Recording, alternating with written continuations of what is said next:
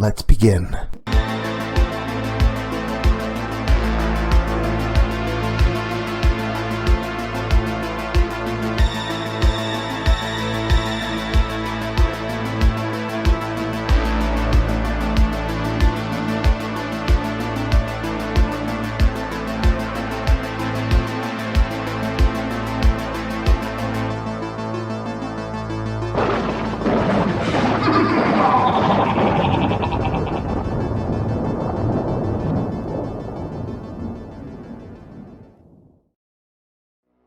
Scary Story Fanatics, welcome back to Cleaving Thought from Bone with your host, Sociopathic. Tonight, I've got something special for you, as promised. And although you may have heard this one before, this isn't going to end here. It's not going to end the way you expect. So sit back, relax, and get ready for my rendition of No End House, Part 2. 1 of 2.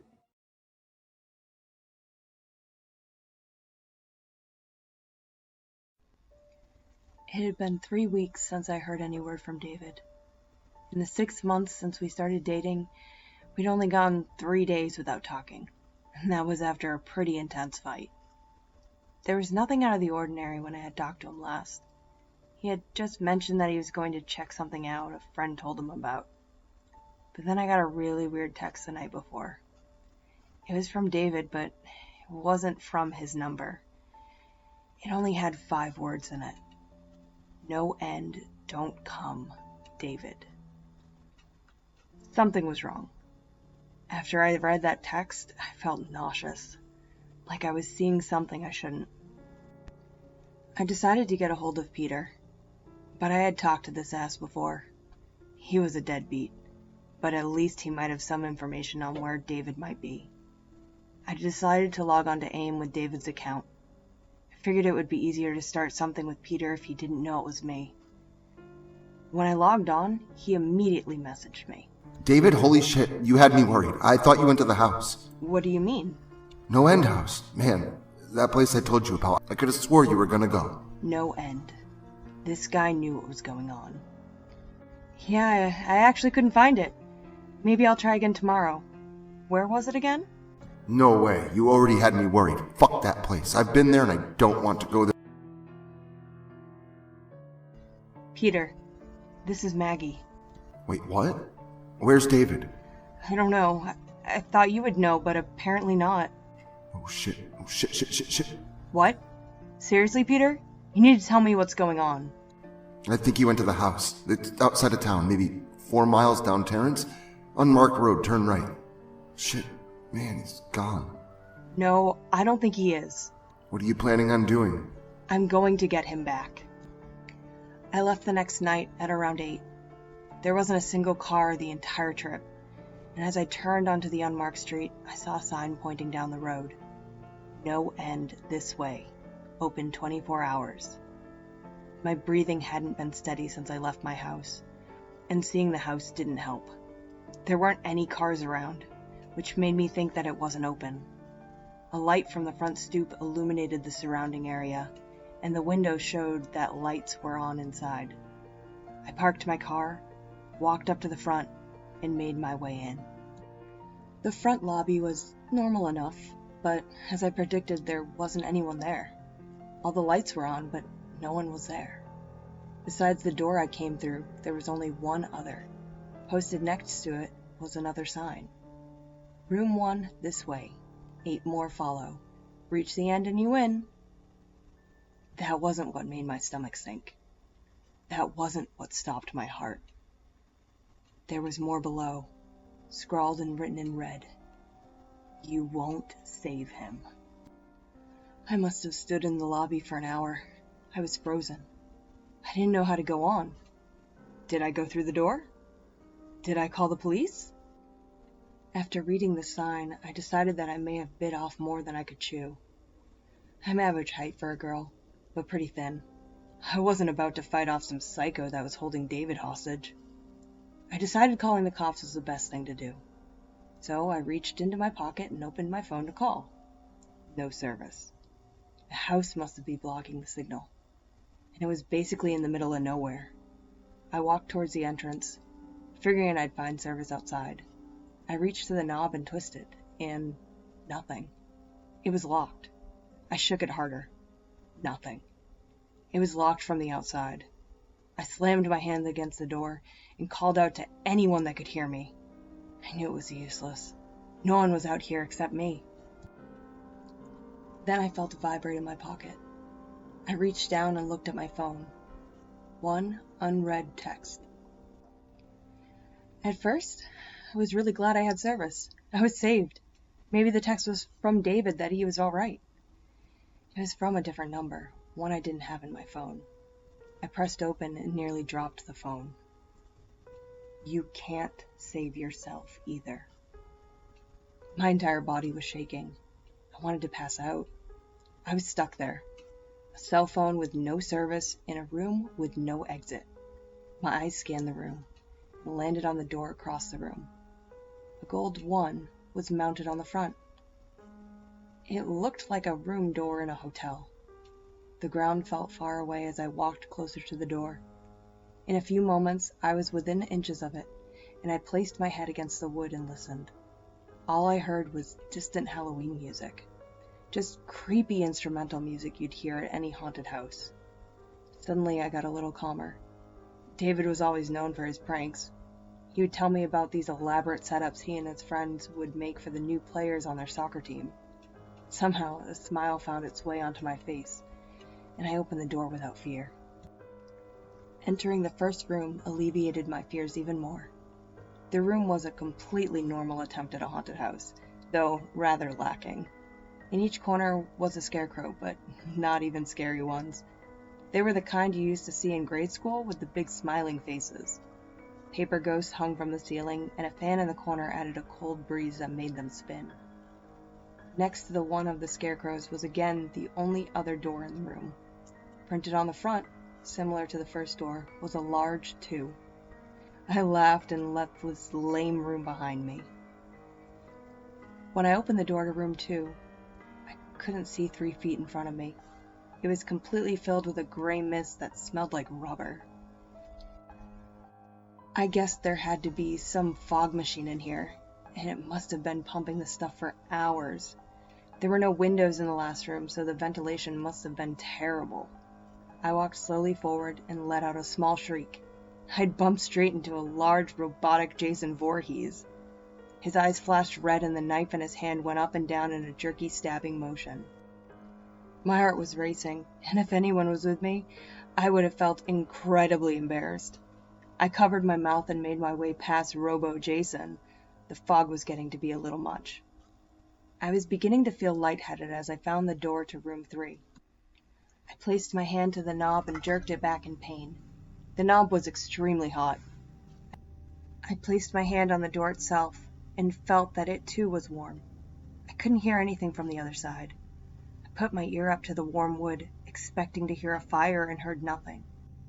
I assumed that it was just warm, like they were pumping heat into it like the final room in Mr. Toad's Wild Ride at Disneyland. I took the corner of my dress and wrapped it around my hand, turning the knob as fast as I could, and I flung myself into room 3. There was no fire, just darkness, and it was freezing cold. Room 3 wasn't like the other rooms. It wasn't like the other rooms at all. At that moment, I knew that something wasn't right. I tried to make out anything in the room, but I couldn't even see my hands grasping for the doorknob. That now wasn't there. I was trapped. I must have been turned around in the darkness. Even though I didn't move once I entered, I must have gotten turned around in all this darkness. At that moment, a light on the ceiling flashed on. A single spotlight pointing directly down, illuminating a small table, and on the small table was a flashlight. Even though I couldn't really see where I was going, I moved forward. The light on the ceiling was enough to make my way to the table. As I reached for the flashlight, I noticed a small tag attached to the handle. To Maggie, from management. The moment I finished reading, the light above me turned off, and I was again left in the dark. I fumbled with the flashlight for a second before I was able to turn it on. From what seemed like every direction, a low and rumbling hum surrounded me. My heart was pounding, and I started to spin in place, darting the beam of the flashlight all around me. There was nothing in the room, but after a while, I noticed something terrifying. It could have been my imagination, but I could see a figure dart away at the last second wherever the beam of light hit. I began to panic. I started backing away from the small table, unsure which direction I was going. The hum was getting louder, and then I started to feel the presence of whatever it was that was dodging the light. My hand shook wildly as I frantically shined the light in whatever direction I can think of. It was always there, just barely escaping back into the darkness every time. But it was getting closer. My eyes started to well up with tears. I thought I was going to drop the flashlight, I was shaking so badly, until I saw it. The light set directly on a small number 4. It was written on a piece of paper and taped to a wooden door in the corner. I ran. I ran as fast as I could with the flashlight pointed directly in front of me. I could feel it behind me. The hum was getting louder, and I thought I felt its breath on my neck. I was sprinting at this point, only a few more feet to go. In one motion, I grabbed the handle, twisted, and slammed it shut behind me. I was now in the 4th room. I was outside. I wasn't in the house anymore. What awaited me after opening the door to room 4 was what looked like a cave. I looked down to the ground and I noticed something strange and disturbing. The ground wasn't made of grass or rock or dirt. It was wood paneling. It was the same floor as in the previous rooms. This was room 4. Somehow, I was still in that house. There were a few torches mounted to the side of the rock surrounding me, and the cave beyond was pitch black.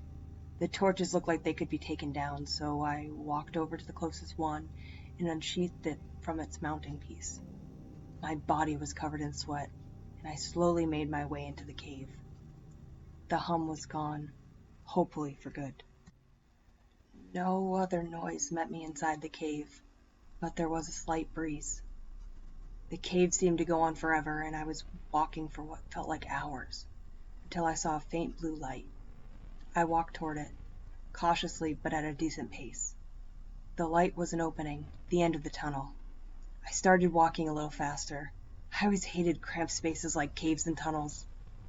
In a few moments, the exit was within feet, and before I knew it, I was at the end.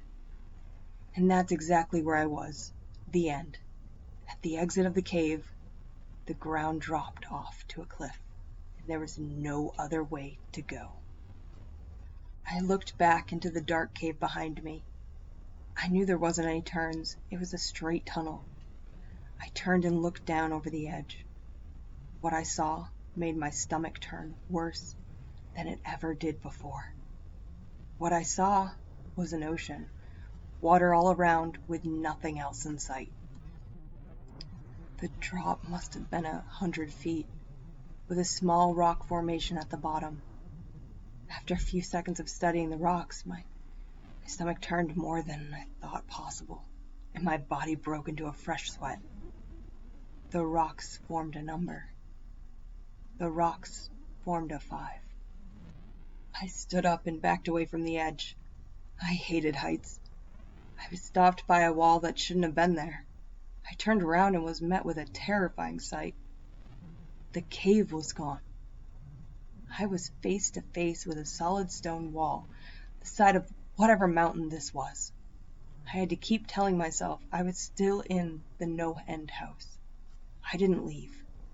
Clearly, this isn't an actual mountain, but it felt so real. I turned back and looked over the cliff again. There was no way. This house has been pretty messed up before now. I was outside for God's sakes. But what it expected me to do now was just too much. I knew what those rocks down there meant. That was the entrance to room 5. There was no stairs leading down, no other paths to use. I was trapped again. The house wanted me to jump. The house wanted me to jump. I sank to the ground and curled into a ball. I couldn't do it. There is no way I could jump off a cliff onto a jagged rock formation 100 feet below. My mind was split in two. I knew that I was still inside, but my surroundings screamed my ear the opposite. I stayed there on the wooden ground for a while. At that point, I had lost all concept of time. After what seemed like weeks, I finally stood up. Slowly, I made my way to the edge of the cliff and looked down. The giant 5 taunted me to jump. It knew I couldn't do it, and it taunted me. And then the hum returned. The low and distant hum. It seemed to come from behind me, resonating within the mountain. I don't know what came over me, but after hearing that sound, something inside me lit up. I clenched my eyes shut, and I jumped. The wind was rushing up as I fell, and a deep fear washed over me. I was going to die. I was going to smash into those rocks and die. They were going to tear me apart, and I was going to die. I didn't dare open my eyes. I just fell. Even with the loud wind around me, the hum was now deafening. I just wanted it to be over. I just wanted it to be over. I just wanted to hit the rocks, and I wanted it to be over. And then I stopped. I wasn't falling anymore, but I never hit the rocks. I opened my eyes and looked around. I was standing on the familiar wood paneling of the house. The hum was gone, and silence took its place. I had made it. I was in room 5. I don't know how it happened, but I was in room 5. The feeling of dread was gone. I was just incredibly happy to be alive. After a few moments to collect myself, I decided to look around at the rest of the room. My happiness left me fast. This room was empty. The walls matched the floor, and the ceiling matched the walls. The walls had no doors or windows. I was in a sealed box. Then I realized I didn't make it. I wasn't safe. I had made it out of the 4th room, but only to enter room 5, and there was no leaving it. At that moment, I wondered if David had been in this room. I wonder if he had jumped off that 100-foot cliff and ended up stuck in the room. And if he did, that means he got out. He wasn't here. I was alone. He got out, and I would too. The thought of David escaping this room gave me newfound confidence, and a second wind filled my spirit. I was going to get out of this room, find David, and get us the hell out of here. I walked around the perimeter of the wall and felt for any sort of inconsistencies. Nothing. The walls were flawless. Barely a scratch on them, let alone some secret exit. I started to knock at random places on the walls. They were completely solid. The confidence started to leave me. I was running out of ideas. And that's when she spoke to me. Maggie? You shouldn't have come here, Maggie. I nearly jumped out of my skin, if that was possible. I was still facing the wall, and the voice had come from the middle of the room. The voice was that of a little girl. At least, that's what it sounded like. I turned around slowly, and my eyes fell on who spoke to me. I was right. A little blonde girl, no more than 7 years old, with light blue eyes and a long white dress. She smiled at me and spoke again.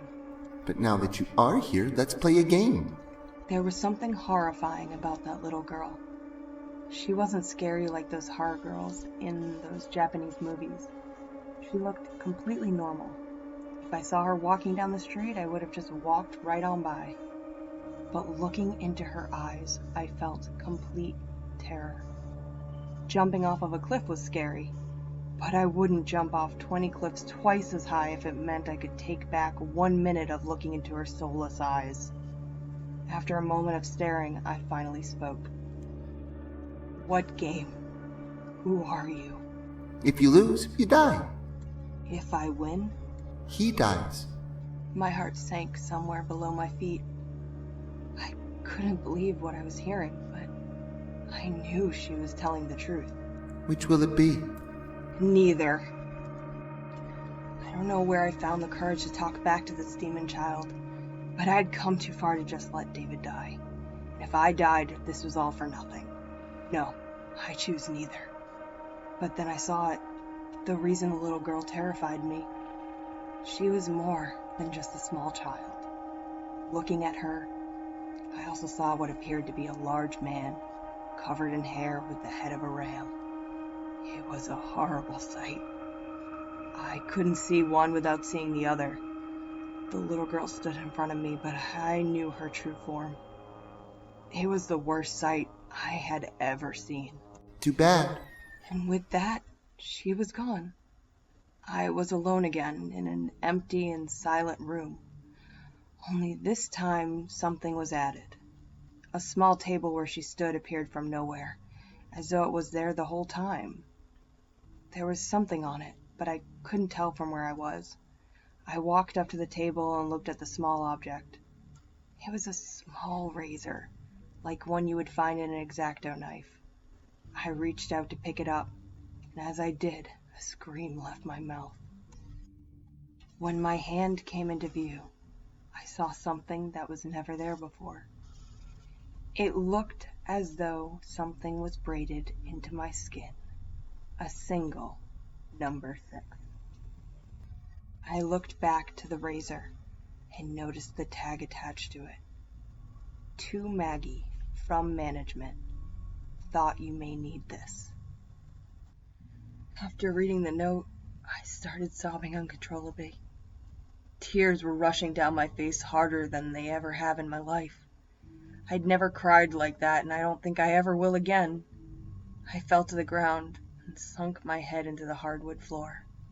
I was sobbing for hours, just lying there on the ground. And then the crying stopped and depression set in. I don't even know why I was crying. It wasn't about David. It wasn't even about how I was stuck there. There were still no doors in this room. I was still trapped. But that's not why I was sad. I was in the deepest depression possible. Complete and emotionless depression. I felt empty and clawed my way up from the ground and steadied myself against the table. My eyes fell on the razor, and I picked it up. I was going to kill myself. I couldn't handle it anymore. I had had it. David was probably dead. I was trapped in here. It was over. I pressed the razor against my wrist, right above the 6 that had appeared on my skin. The sobbing came back, and I just stood there, crying with the razor pressed against my wrist. David was dead. I was about to die. Nothing mattered anymore, and with one deep cut, I sliced my wrist. Well, although you might think you know where it's going to go from here, I can promise you that you don't. So stay tuned and get ready for the last installment of something you might not have expected. And if you can't wait that long, remember to tune back in next Saturday for more gore galore. And until then, remember to like, share, subscribe, and turn on notifications so I can catch you all again next Saturday.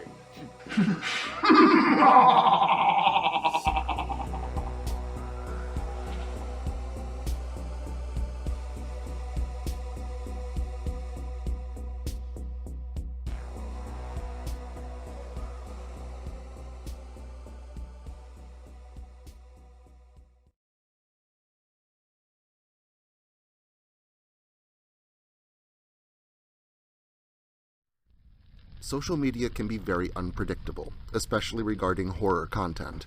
If this content gets removed, all new content will be simultaneously presented on various websites provided in the description to this video. Make sure to follow me in other digital spaces so that you never miss out on the terror. Also, if you like this video, make sure to leave a comment and hit the like button. It helps the channel a lot. If you're new to the channel and you enjoy what's here, consider hitting that subscribe button and the notification bell so that you never miss an upload. Writing is a dream of mine, and it's all of you that make that dream come true.